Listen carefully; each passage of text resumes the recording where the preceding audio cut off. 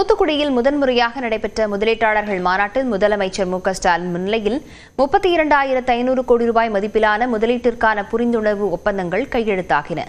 தூத்துக்குடியில் விண்வெளி பூங்கா அமைக்கப்படும் என்றும் முதலமைச்சர் அறிவித்தார்.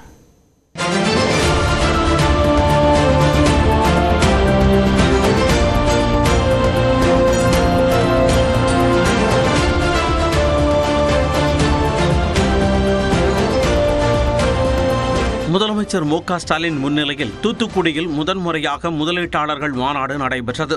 இதில் 41 தொழில் நிறுவனங்களுடன் 32,500 கோடி ரூபாய் மதிப்பிலான புரிந்துணர்வு ஒப்பந்தங்கள் கையெழுத்தாகின. இந்த தொழில் முதலீடுகள் மூலமாக 50,000 பேருக்கு வேலை வாய்ப்புகள் கிடைக்கும் என தமிழ்நாடு அரசு தெரிவித்துள்ளது.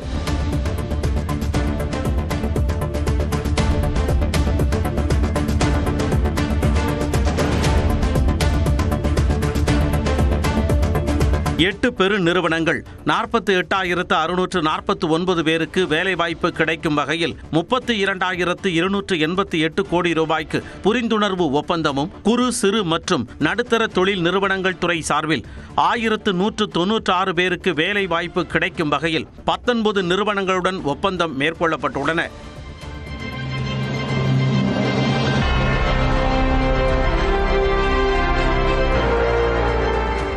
தொடர்ந்து 2,530 கோடி ரூபாய் முதலீட்டில் தூத்துக்குடி, நெல்லை, காஞ்சிபுரம் ஆகிய பகுதிகளில் தொழில் தொடங்குவதற்கு ஏற்கனவே ஒப்பந்தம் செய்து கொண்ட 5 நிறுவனங்களின் செயல்பாட்டையும் முதலமைச்சர் தொடங்கி வைத்தார். இந்த நிறுவனங்களில் வேலை வாய்ப்பு பெற்றவர்களுக்கு முதலமைச்சர் பணி நியமன ஆணைகளை வழங்கினார்.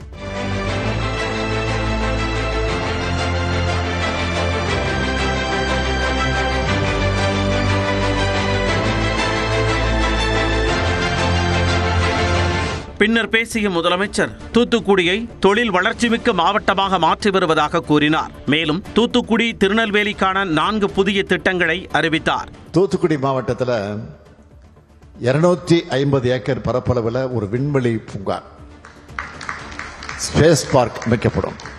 கப்பல் கட்டுமான துறையை மேம்படுத்த நம்ம மேற்கொண்டு வரக்கூடிய முயற்சிகளோட ஒரு பகுதியா இதுக்காக ஒரு பிரயோஜக நிறுவனம் வெகு விரைவில் தொடங்கப்படும். முருங்கை ஏற்றுமதி மற்றும் சாகுபடி கட்டமைப்புக்காக தூத்துக்குடி மற்றும் திருநெல்வேலி மாவட்டங்களில் 5,59 லட்சம் ரூபாய் செலவினத்தில் ஒரு புது வசதி மையம் நிறுவப்படும். திருநெல்வேலி மாவட்டத்தில் தமிழ்நாடு உணவு பதப்படுத்துதல் மற்றும் வேளாண் ஏற்றுமதி மேம்பாட்டு கழகத்தோட மண்டல பிரிவு அமைக்கப்படும். தமிழ்நாடு அரசு வழங்கும் வசதிகள் மற்றும் ஒத்துழைப்பு தங்களை ஊக்குவிக்கும் வகையில் இருப்பதாக முதலீட்டாளர்கள் தெரிவித்துள்ளனர். நம்ம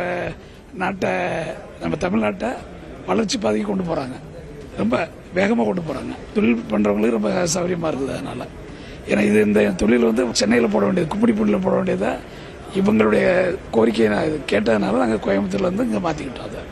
தென் மாவட்டத்தில் உள்ள மாணவர்களுக்கான வேலைவாய்ப்புகளை தென் மாவட்டத்துக்கு தந்தால் அந்த மாணவர்கள் சென்னைக்கோ அல்லது பெங்களூருக்கோ போக வேண்டிய ஒரு சூழல் வராது என்ற நிலையில இப்ப நம்ம பார்க்கிறோம். தென் மாவட்டத்தில் குறிப்பாக தூத்துக்குடியில எலக்ட்ரிக்கல் கார் கம்பெனி இன்னைக்கு கொண்டு வந்திருக்கிறாங்க. இன்னும் அதிகமான நிறுவனங்கள் நம்முடைய நெல்லையிலே வந்தால் அதிகமான பேர் வேலை வாய்ப்பு பெறக்கூடியவர்களாக மாறுவாங்க. இந்த முதலீடுகள் வேலை வாய்ப்பு தேடி வெளி மாவட்டங்களுக்கு செல்ல வேண்டிய சூழலை மாற்றும் என மாணவர்கள் தெரிவித்தனர்.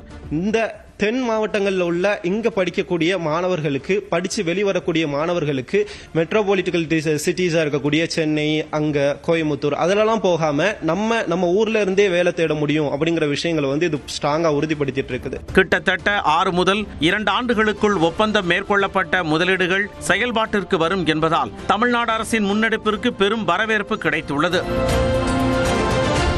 நியூஸ் 18 தமிழ்நாடு தொலைக்காட்சி செய்திகளுக்காக ஒளிப்பதிவாளர் பொன்மணி முருகனுடன் செய்தியாளர் சிவமணி.